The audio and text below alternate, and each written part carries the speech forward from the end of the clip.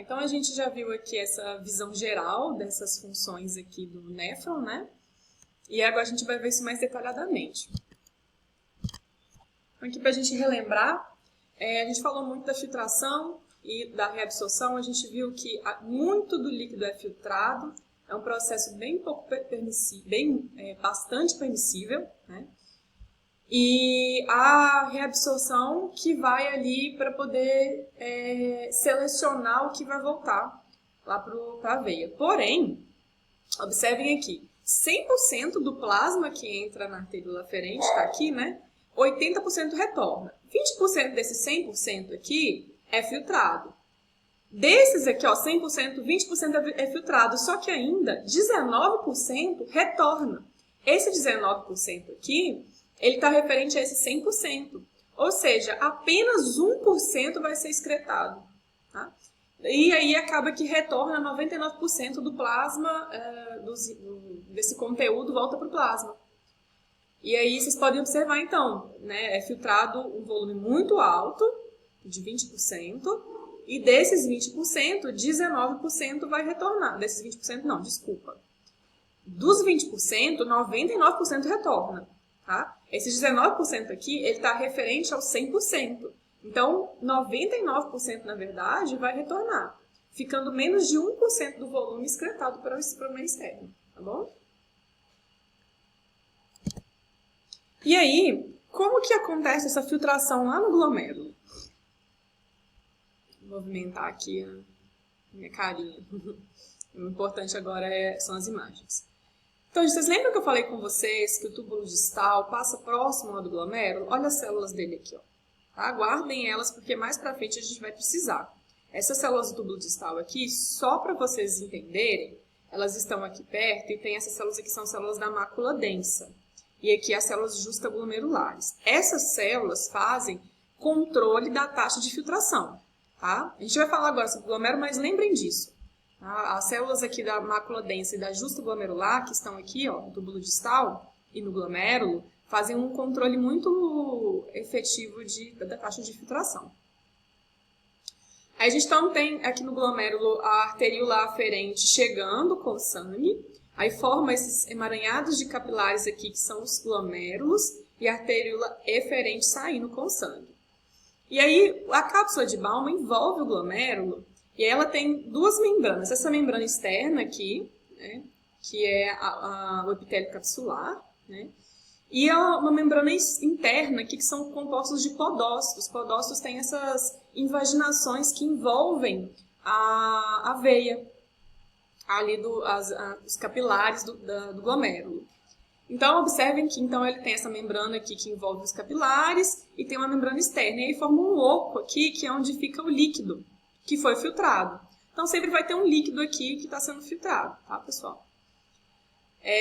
Aí, se a gente fizer um corte aqui, a gente vai ver aqui os capilares, ó.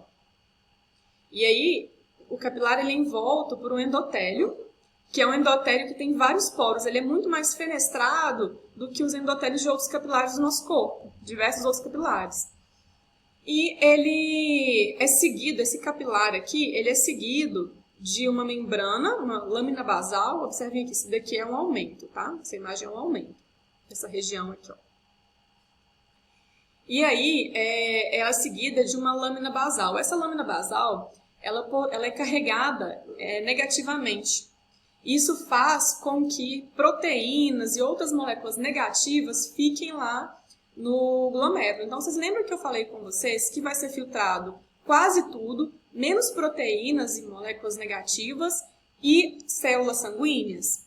Então, as células sanguíneas, elas são grandes, elas normalmente não passam. E as proteínas, elas são carregadas negativamente e são repelidas. Ela forma essa peneira elétrica ali, que são repelidas por essa lâmina basal. Tá? Então, essa lâmina basal funciona para repelir algumas moléculas carregadas negativamente. Né? E aí, nós temos depois os pedicelos, que são esses pezinhos aqui, ó, que são fenestrados também, que são do podócito. Aqui, ó, o podócito, os pedicelos ao redor, aí em azul aqui a lâmina basal e os poros do endotélio. Como essa região é bastante fenestrada, devido a isso, a gente vai ter alta taxa de filtração, né? Então, é essa fenestra que tem tanto nos podócitos quanto nos poros do endotélio que vai permitir que grande parte do material seja filtrado. Bom, pessoal. Mas o que se deve à filtração? Vamos lá. Não sei se vocês já fizeram, acho que vocês são estudantes da nutrição em grande parte, né?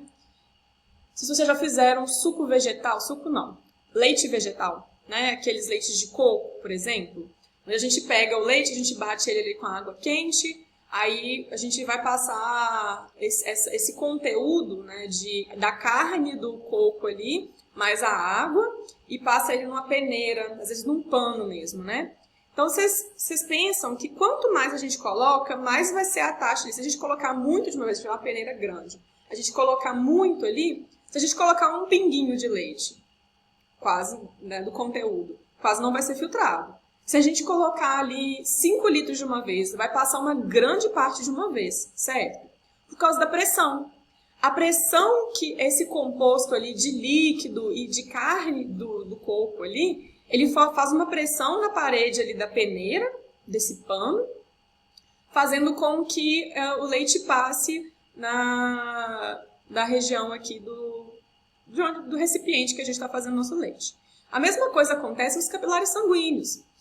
O sangue que está chegando aqui na arteríola aferente, ele vai fazer uma pressão que quanto maior o número de sangue, né, quanto maior o volume de sangue que chega, maior vai ser a pressão. Essa pressão a gente chama ela de pressão hidrostática, é a pressão do sangue na parede do capilar sanguíneo, e ela vai a favor do gradiente aqui de filtração, a favor da filtração. E aí a gente tem duas outras pressões que são contra a pressão hidrostática. Uma é o gradiente de pressão coloidosmótica, então a gente tem proteínas, a gente tem outras coisas aqui que ainda deixam esse meio mais concentrado, né? Tá saindo líquido, esse aqui tá ficando cada vez mais concentrado. Essa diferença de concentração, aqui tem mais líquido e aqui tem mais soluto, vai fazer com que exista essa diferença, esse gradiente de pressão de coloidosmótico. Esse π aqui eu acho que só serve para confundir algumas pessoas que têm terror na matemática, né? Mas é isso, é gradiente de pressão coloidosmótica. A diferença da osmolaridade do conteúdo aqui que está muito mais concentrado e esse aqui que está menos concentrado. E aí faz uma pressão em direção ao capilar, que é contrária à pressão hidrostática. Nós temos também a pressão do fluido. Nós também temos um fluido que está sendo filtrado aqui, né? E essa pressão do fluido, ela vai em direção ao capilar também. Então, essas duas pressões aqui, elas vão contra a pressão hidrostática. Essa pressão hidrostática, ela tem que ser maior do que a soma dessas duas pressões. E aí, o que for resultante disso é a pressão de filtração, né? Então, olha aqui, pressão hidrostática, nós temos 55. Menos a pressão coloidosmótica, porque ela está contrária, 30. Menos a pressão de fluido, que também está contrária, sobrou 10, né? Aí a gente vai ter uma pressão de filtração de 10, que é o que restou da pressão hidrostática, depois de tirar as pressões opostas, tá bem?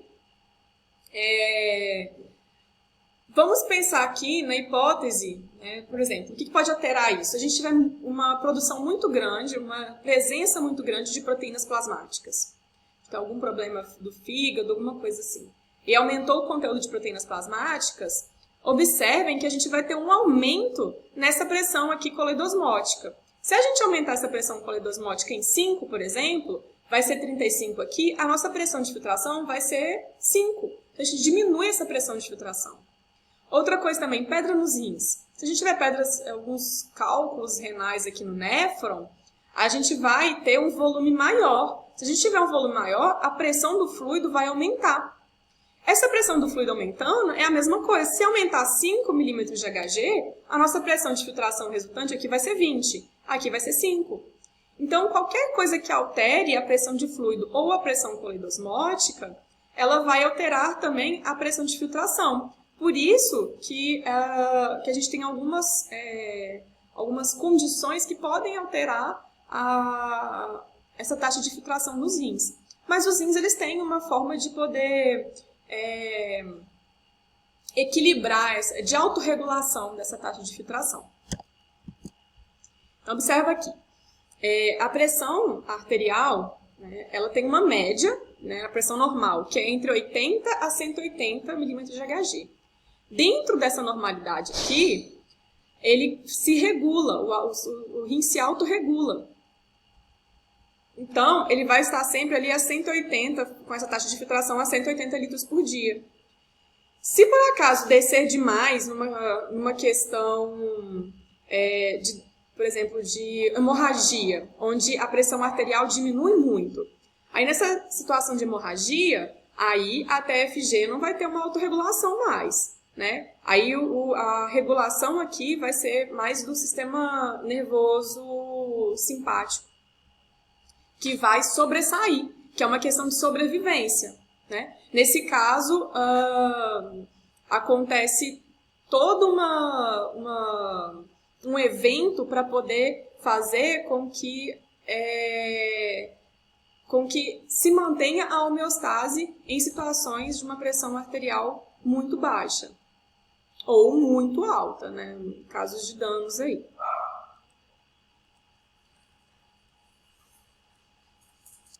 Então, o sistema nervoso simpático, ele tem um controle sobre as arteríolas renais que vai fazer com que essas arteríolas se contraiam em caso, por exemplo, de uma pressão arterial muito baixa, em caso de hemorragia, por exemplo. Então, nesses casos, né, aí não é mais a autorregulação.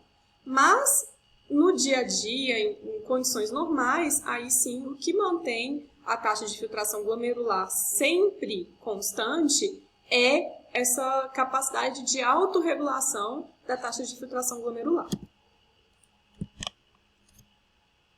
Então, observa um pouco esse controle aqui.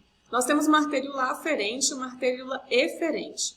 Existem algumas formas de fazer esse controle, mas uma delas é na contração ou no relaxamento das arteríolas aferentes e eferentes. Se nós temos uma arteríola que chega com sangue, é o que eu falei com vocês, quanto mais sangue está chegando, maior é a pressão, ele está aumentando a pressão na parede do glomérulo. Então, maior vai ser a TFG.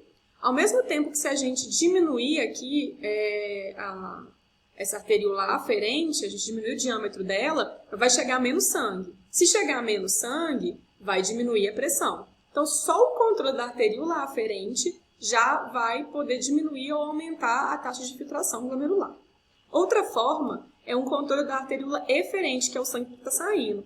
De forma contrária à arteríola aferente, se você prende a arteríola eferente, você está prendendo o sangue, prende assim, né? Diminui o calibre dela, diminui a distensão, você faz a contração dela. Então você vai prender o sangue aqui no capilar do glomérulo. E aí vai chegar o sangue, chegando na mesma taxa, então vai aumentando aqui a pressão de filtração. Se você liberar, então, o sangue vai sair com mais rapidez, aí vai esvaziar o glomérulo. Então, tanto a arteríola aferente como a arteríola eferente tem esse controle aí na TFG, na taxa de filtração glomerular. E vocês lembram que eu falei da mácula densa com vocês? Olha aqui a mácula densa, ó. Ela também tem essa função no controle da TFG, por isso que eu chamei a atenção. As pessoas não conseguem entender por que uma célula do túbulo distal vai fazer um controle lá na filtração do glomérulo, porque o túbulo distal passa aqui. Então, se a TFG aumenta, a mácula densa percebe esse aumento aí também pela pressão e também pela presença de NaCl. E aí, isso faz com que ela libere algumas substâncias parácrinas que vão atuar aí na resistência da arteríola aferente e na pressão hidrostática, consequentemente. Igual eu falei com vocês, porque a arteríola aferente e a arteríola eferente exercem uma função muito grande no controle da TFG. E aí uma dessas formas de controle são pela mácula densa, tá bom? Depois a gente vai ver algumas formas de atuação lá no final. Eu vou voltar um pouquinho isso daqui só para a gente entrar um pouco mais em detalhe, tá bom?